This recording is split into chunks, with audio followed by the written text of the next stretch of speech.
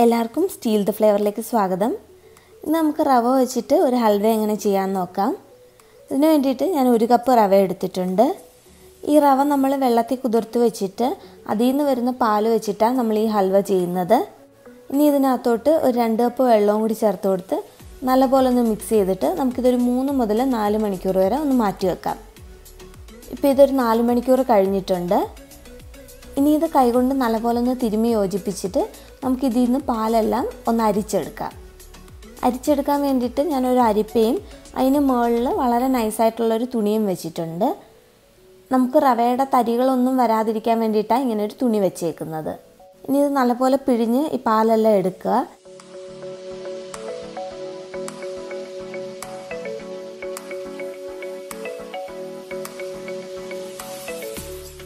ഇനി ഈ ബാക്കി വരുന്ന മാവിലോട്ട് നമുക്കൊരു 2 കപ്പ് വെള്ളം കൂടി ചേർത്ത് നല്ലപോലെ ഒന്നും കൂടെ ഒന്ന് മിക്സ് ചെയ്തിട്ട് ഇതൊന്നും കൂടി ഒന്ന് അരിച്ചെടുക്കാം.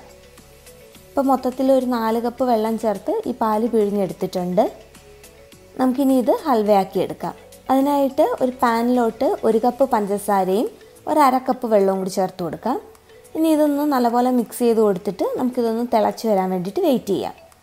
ഇനി നമ്മുടെ ഹൽവയ്ക്ക് ഒരു നാച്ചുറൽ ആയിട്ടുള്ളൊരു ബ്രൗൺ കളർ കിട്ടാൻ വേണ്ടിയിട്ട് ഞാൻ ഇതിനകത്തോട്ട് കുറച്ച് പഞ്ചസാര കരിച്ച് ചേർക്കുന്നുണ്ട്. നമുക്കിത് വേറൊരു അടുപ്പിലോട്ട് മാറ്റി വെച്ചിട്ട് ഈ സമയത്ത് തന്നെ ആ പഞ്ചസാരയൊന്ന് ഉരുക്കിയെടുക്കാം. അതിനായിട്ട് ഒരു 1/2 കപ്പ് പഞ്ചസാരയും ഒരു 1/4 കപ്പ് വെള്ളവും കൂടി ചേർത്ത് കൊടുക്കാം. ഇനി ഇതൊന്ന് ബ്രൗൺ കളറായി വരണം.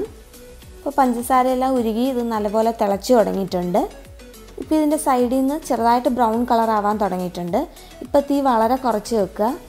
കരിന്ന് വെച്ചാൽ തീ കൂട്ടി വെച്ചാൽ ഇത് പെട്ടെന്ന് കരിഞ്ഞു പോയിട്ട് നമ്മളിത് ഹൽവയിലോട്ട് ചേർത്ത് കഴിഞ്ഞാൽ ഹൽവയ്ക്ക് മൊത്തത്തിൽ ഒരു കയ്പ്പ് രസം ഉണ്ടാവും.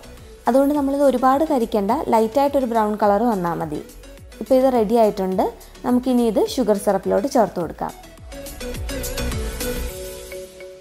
ഇനി ഇത് നല്ലപോലെ ഒന്ന് തിളച്ച് വരട്ടെ. ഇപ്പോൾ നല്ലപോലെ തിളച്ചിട്ടുണ്ട്. ഇനി ഇതിനകത്തോട്ട് ഒരു 1/2 ടീസ്പൂൺ നാരങ്ങാ നീരും കൂടി ചേർത്ത് കൊടുക്കാം. അതിൻ്റെ കൂടെ തന്നെ നമ്മൾ എടുത്തു വച്ചേക്കുന്ന ആ റവയുടെ പാലും കൂടി ചേർത്ത് കൊടുക്കാം. ഇനി ഇതൊന്ന് നല്ലപോലെ തിളച്ച് ഒന്ന് കുറുകി വരാൻ വേണ്ടിയിട്ട് വെയിറ്റ് ചെയ്യാം.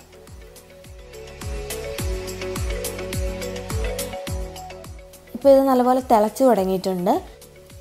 ഇനി ഇതിനകത്തോട്ട് മൊത്തത്തിൽ ഞാനൊരു 6 ടേബിൾ സ്പൂൺ നെയ്യ് ചേർക്കുന്നുണ്ട്. 4 മുതൽ 6 ടേബിൾ സ്പൂൺ വരെ ചേർത്ത് കൊടുക്കാം.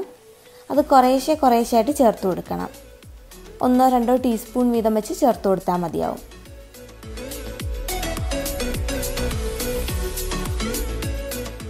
ഇപ്പോൾ നമ്മുടെ ഹൽവ നല്ലപോലെ കട്ടിയാവാൻ തുടങ്ങിയിട്ടുണ്ട്. ഇതിനകത്തോട്ട് ഞാനൊരു 3-4 ഏലക്ക കുറച്ച് പഞ്ചസാരയും കൂടി ചേർത്ത് പൊടിച്ചു വെച്ചിട്ടുണ്ട്. അത് ചേർത്ത് കൊടുക്കാം.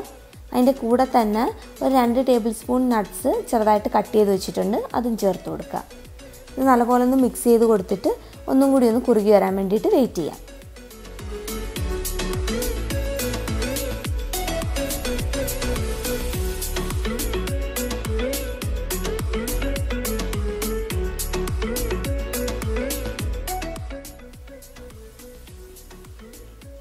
ഇപ്പോൾ ഇതൊന്നും കൂടെ നല്ലപോലെ കുറുകി വന്നിട്ടുണ്ട്.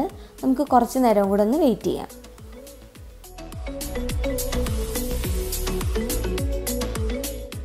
ഇപ്പം നമ്മുടെ ഹൽവ നല്ലപോലെ കുറുകി വന്നിട്ടുണ്ട്. ഈ പാനിൻ്റെ സൈഡിൽ നിന്നെല്ലാം നല്ലപോലെ വിട്ടു വരുന്നുണ്ട്. നമ്മൾ ചേർത്ത് കൊടുത്ത നെയ്യും എല്ലാം പുറത്ത് വരാൻ തുടങ്ങിയിട്ടുണ്ട്. ഇതാണ് അതിൻ്റെ കറക്റ്റ് പാകം. ഇപ്പം നമ്മൾ ഈ സ്പൂൺ കൊണ്ട് ഇതൊന്ന് കറക്കി കഴിഞ്ഞാൽ ഇതെല്ലാം കൂടി ഒന്നിച്ച് കറങ്ങുന്നൊരു പാകം വേണം. അതാണ് ഹൽവയുടെ കറക്റ്റ് പാകം. ഞാനിപ്പോൾ ഈ പാകത്തിൽ തന്നെ ഗ്യാസ് ഓഫ് ചെയ്യുകയാണ്. ഇനി നമുക്കിതൊരു നെയ്യ് തടവിയ പാത്രത്തിലോട്ട് ഒന്ന് സെറ്റ് ചെയ്യാനായിട്ട് ഒഴിച്ചു കൊടുക്കാം.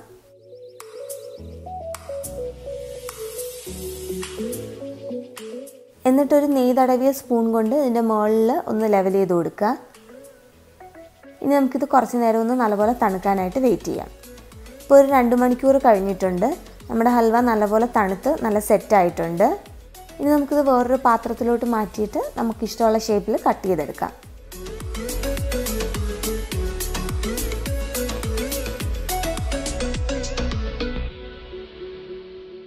ഇപ്പോൾ നമ്മുടെ ഹൽവ നല്ലപോലെ റെഡി ആയിട്ടുണ്ട്. ഇത് നല്ല സോഫ്റ്റുമാണ്, കഴിക്കാൻ നല്ല ടേസ്റ്റുമാണ്. എല്ലാവരും ഈ റെസിപ്പി ഒന്ന് ട്രൈ ചെയ്ത് നോക്കുക. ഇഷ്ടപ്പെട്ടാൽ ചാനൽ സബ്സ്ക്രൈബ് ചെയ്യാനും വീഡിയോസ് ലൈക്ക് ചെയ്യാനും കമൻറ്റ്സ് അറിയിക്കാനും മറക്കരുത്. Thank you.